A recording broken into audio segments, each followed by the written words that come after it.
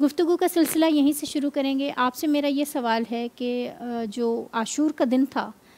9 محرم کا دن تھا، عاشور کی شام تھی جو، اس کے بارے میں گفتگو کیا کریں گے آپ؟ کیا فوجوں کا سلسلہ بڑھتا رہا اور کیا کیفیات تھیں حسینی لشکر کی؟ جو لشکر تو نہیں کہہ سکتے، ایک چھوٹا سا گروہ تھا، یعنی کہ کچھ ہی لوگ تھے 9 لاکھ کے مقابلے میں 72 لوگ، اور وہاں 9 لاکھ کا لشکر، تو وہ اپنی تیاریاں کر رہے تھے کہ ہم کل جنگ کریں گے، تو اس سلسلے میں آپ کیا کہیں گے؟ دیکھیں، 9 محرم کو یوم تاسوعہ بھی کہتے ہیں۔ اس کا جو ریزن یہ ہے کہ وجہ جو تسمیہ ہے، تسعہ عربی میں 9 کو کہتے ہیں، اسی سے تاسوعہ یعنی 9 محرم کا دن۔ اس کے اندر کچھ واقعات جو رونما ہوئے ہیں، اور یہ 9 محرم کا دن جو ہے وہ حضرت عباس علیہ السلام سے منسوب ہے۔ بے شک۔ اور اس میں 2 واقعات میں ذکر کروں گا حضرت عباس کے حوالے سے، کہ حضرت عباس علیہ السلام جب 9 محرم کو دیکھا کہ پہلے تو یزیدی جو لشکر تھے وہ بکھرے ہوئے تھے، 9 محرم کو انہوں نے خیام حسینی کو گھیرے میں لے لیا، ٹھیک ہے، کہ تاکہ امام حسین علیہ السلام کا لشکر کیوں تو بھاگنے والے تو نہیں تھے، لیکن انہوں نے اپنے ایک ذہن میں ایک سوچ کے تحت جو ہے نا، وہ امام حسین علیہ السلام کا جو خیام تھے، جو لشکر جہاں پر امام حسین علیہ السلام کے خیمے لگے ہوئے تھے، ان کے قریب انہوں نے یعنی گھیرے میں لینے کے لیے اس پوزیشن میں آ گئے۔ آنے کے بعد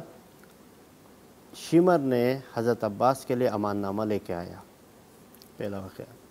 کہ کیونکہ شمر جس قبیلے سے تعلق رکھتا تھا، حضرت عباس کی ماں بھی اسی قبیلے کی تھی، تو انہوں نے کہا کہ میرے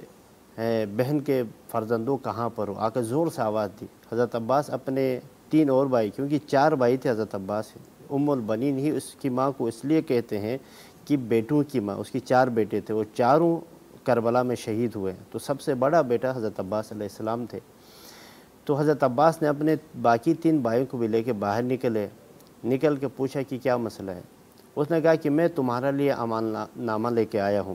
اگر تم نے حسین کو چھوڑا تو تمہارے لیے امان ہے، تمہارے خلاف جو ہے وہ کوئی تلوار نہیں چلے گی، تمہارے کوئی جنگ نہیں ہوگی، اور کوئی تمہیں نقصان نہیں پہنچائے گا۔ تو حضرت عباس علیہ السلام نے کہا کہ تمہارے امیر پر بھی لعنت ہو، تمہارے امان نامہ پہ بھی لعنت ہو، تم پہ بھی لعنت ہو، تم نے میرے لیے امان نامہ لے کے آئے ہو، لیکن فرزند زہرا کے لیے امان نامہ نہیں ہے، یعنی تمہیں اپنی بہن کے فرزندوں کا فکر ہے، لیکن فرزند زہرا کے یعنی رسول کی بیٹی کے فرزند کا فکر نہیں ہے۔ وہاں سے اس کو واپس کر دیا۔ اور اس کے علاوہ جب شمر نے خط لے کے آ گیا عمر ابن سعد کا، ابن زیاد کا خط لے کے آ گئے عمر سعد کے پاس، تو کیونکہ عمر صاحب آغا صاحب نے فرمایا کہ تھوڑا نرم گوشے رکھتے تھے امام حسین کے بارے میں، تو شمر کو 2 ٹوک اس نے لکھ کے دے دیا ابن زیاد نے کہ اگر عمر سعد حسین سے جنگ کر رہا ہے تو ٹھیک، نہیں کر رہا تو اس کو قتل کرو، اور تم لشکر کا جو ہے وہ سالاری پکڑو، امیر بن جاؤ، سالار کا امیر بن جاؤ لشکر کا، اور حسین کے خلاف جنگ کرو۔ تو آ کے اس نے خط دے دیا۔ خط دینے کے بعد جو ہے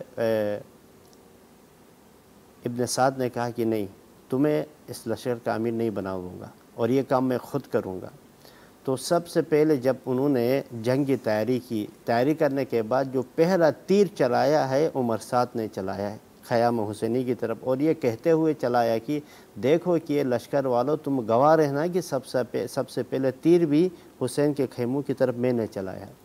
جب یہ گھوڑوں کی آواز آنے لگی تو امام حسین علیہ السلام باہر آ کے دیکھے تو اشقیہ جو ہے وہ خیموں کے قریب آ رہے تھے۔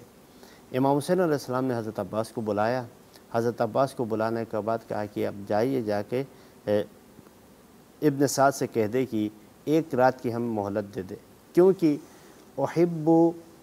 صلاۃ و قراءۃ الکتاب، یعنی میں پسند کرتا ہوں نماز کو اور قرآن کی تلاوت کو، میں پسند کرتا ہوں کہ آج کی رات، اصل آغا صاحب نے اس کی پوری تفصیل بتائی، امام حسین علیہ السلام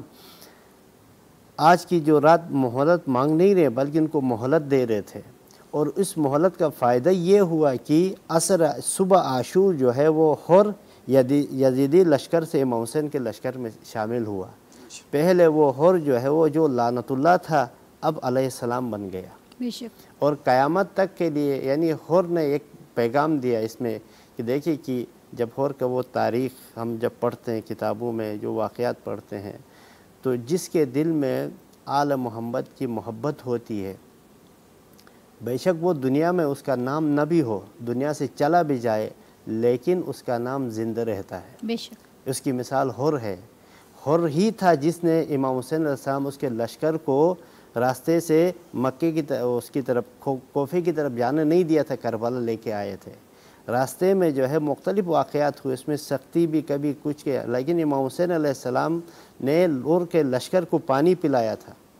اور اتنا پانی پلایا تھا کہ جب تک جانور, امام حسین نے حکم دیا تھا کہ اپنے اصحاب کو, کہ حضرت عباس حضرت علی اکبر کو, جب تک وہ جانور خود سے منہ نہ اٹھائے ان کے نیچے سے برتن نہیں اٹھانا. یہ کریم ابن کریم ذات ہے کہ جس نے جانوروں تک جو ہے وہ پانی سیر کر کے پلایا, اور اسی لشکر نے جو ہے زہرا کے لال کو بھی پانی نہیں دیا. بہترین جواب ॾिननि کہ امام حسین علیہ السلام جو جانورن تے بہتری شفقت رکھے